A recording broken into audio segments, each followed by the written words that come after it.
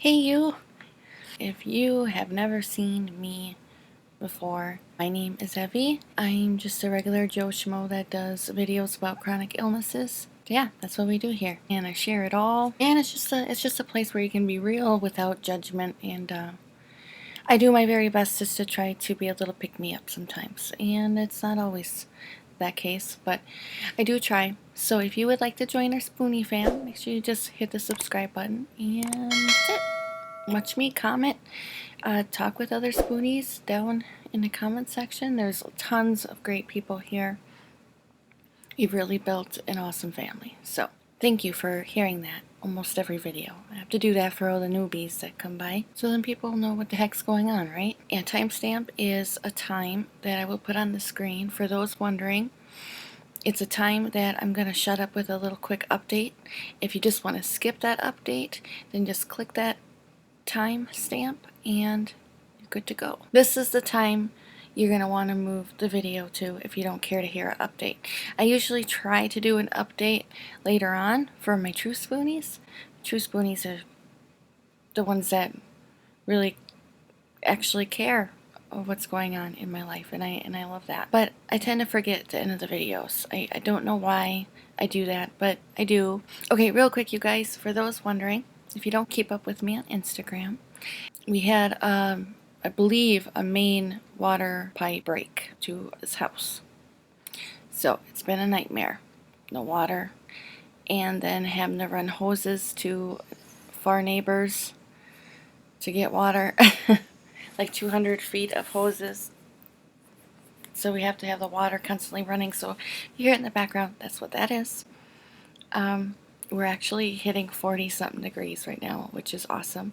Happy spring. We hit record amounts of snow this year, so now we're looking at flood watching, so we gotta be careful of floods. It's Wisconsin. I'm sure we'll have more snow. What's the name of the stuff? It's really pretty. Curvy? That's pretty much what's going on here. The big thing. Anyway, so we're trying to get that figured out, what's going on. There's only a few. We live in such a tiny town. The whole town village consists of a few workers. So we're hoping that can get it figured out here soon. But I'm just thankful we got water, even if it's from a garden hose. Okay, you guys, so, you know, how I came across making this video was, did you realize, I don't know if you guys noticed this, but I have recently heard up to 8% of the United States was diagnosed with fibromyalgia recently. 8%. That's like over 10 million or something. And it was just 2010, 2012 when I was first diagnosed. It was just 2%. I remember seeing 1 to 2% Americans that have been diagnosed with fibromyalgia. Isn't that kind of sketchy? So I did some digging, and of course I made some notes. I got it on the computer actually, and I'll probably pop them up on the screen for you. But I wanted to share some facts and talk to you guys about it, because we know that the whole process is dreadful. The stigma alone is stupid. 2010, 2012, about 2% Americans. Now, 10 million, 6% have been diagnosed. Now, before we jump into facts and all this other stuff that we want to talk about, I just wanted to share my thoughts with you guys, because I have talked to people that have been diagnosed with fibromyalgia in just as little as one visit. What the hell? You can't diagnose a chronic illness in one visit. You don't know nothing about that person. So I'm wondering if that's what's happening. Too many people, this name is being thrown around. It's already not taken seriously, but now it's being thrown out of a doctor's mouth so much that all these people are saying they have it, and then it's already complicated, very complex. You know, Bob might have 5 symptoms, but they're horrible and they're crippling, while Sally could have 30, but it's mild, and all she has to do is take ibuprofen, while Bob over here needs pain medication in order to function and have a semi-normal life. So that's what I think is happening. And for those that have been asking, I know I need to make a video about it, but there's a big series, a big steps you have to go through to be diagnosed. And it's not that there's this one test that'll say you have fibromyalgia, although they're working on that by now. Made a video about that. It is ruling all these other things out, like on rheumatoid arthritis, lupus, MS, and although fibromyalgia it's not going to kill you, it'll just make your life a living hell, or it can. Some people are okay. Now, I want to show you guys what this one doctor said. Bergman Wolf. Most persons with that, most persons, I know that's supposed to be the right way of saying it, just annoys me. Most persons with diagnosed with fibromyalgia do not have the disorder. The expansion of fibromyalgia by misdiagnosis, direct-to-consumer advertising, and diagnosis desirability. Abstract presented at 2014 American College of Rheumatology annual meeting, Boston, Massachusetts, and this was in 2014. 73% of identified cases self-reported of physician's diagnosis other than fibromyalgia. So 73% of those with fibro have more health issues, more diagnosis than just fibromyalgia, which, you know, in other videos we have talked about that too. It does seem like most with fibro have other stuff. Diabetes, or some form of arthritis. And not all of them are mental illnesses either.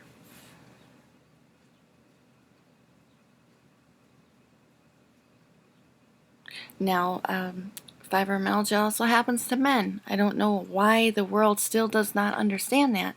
Men can have fibromyalgia too. Here it also shows you're white, black, Asian, whatever you. Fibromyalgia does not discriminate. It gets a hold of anybody, any age. I was 18 when I finally started seeing the doctor myself, and the normal age rate would be around 40s, 50s, and about 90% of people being diagnosed are women. But I really feel that men, they're hanging on to their ego, their pride. You know, they don't, they're supposed to be able to tough it up, and so I feel there is a higher number of men than what is being shown right now, because they're doing all they can to not see a doctor. For example, 8.3% of overall population has diabetes, while 23.3% with fibro has diabetes. All medical disorders are more common in persons with fibromyalgia. Consistently higher odds ratios are associated with mental disorders. 15.3% of fibro-positive participants reported having rheumatoid arthritis. Dissociation of cancer. It shows a whole bunch, and I will share all the links for you guys down below. This information is coming from the CDC. It's coming from American Fibromyalgia Association. Is that what it's called, I believe?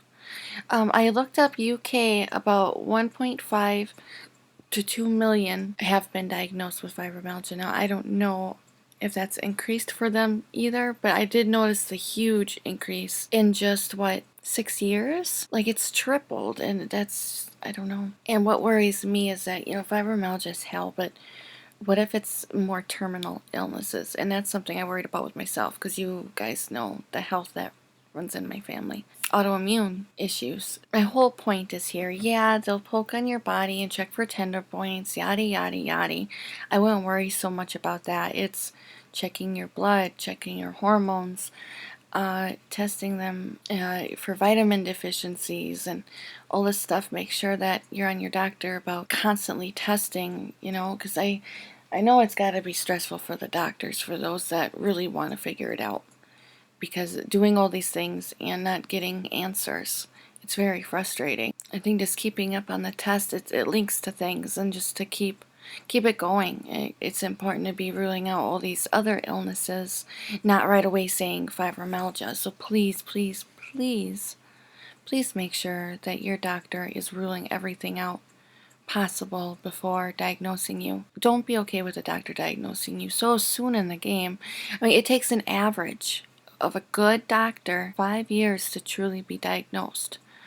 So you could just imagine seeing a doctor one time and being told it's fibromyalgia. I know the whole process is hideous and it's miserable and it's frustrating. It's probably like the hardest part of all of it is getting the diagnosis, because just to have a diagnosis, it can be a bit of a relief because now you finally got some answers. You're not crazy, you know, but at the same time you want to make sure that these diagnoses are correct.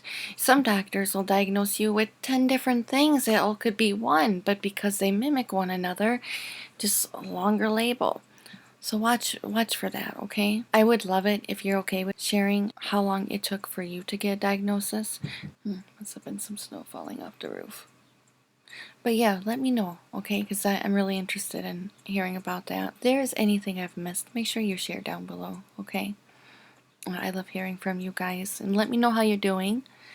I give you my little weekly report. Love to hear from you guys. So I hope you found this helpful. I hope there was something that you could take from it. Just anything.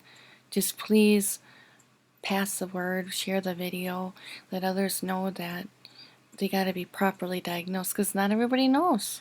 You know, you're not a doctor. You don't know how long it should take. So thanks so much for watching, you guys. I try to do at least one video a week. If you guys have any video ideas, I'd love to hear them. I'm testing out some different CBD products, so let me know if you're interested about that. And yeah, just let me know how you're doing. Share the video. Give a thumbs up if you liked it. And I will see you soon. I hope you're doing alright. If not, hang in there. And I will talk to you soon. Love yous.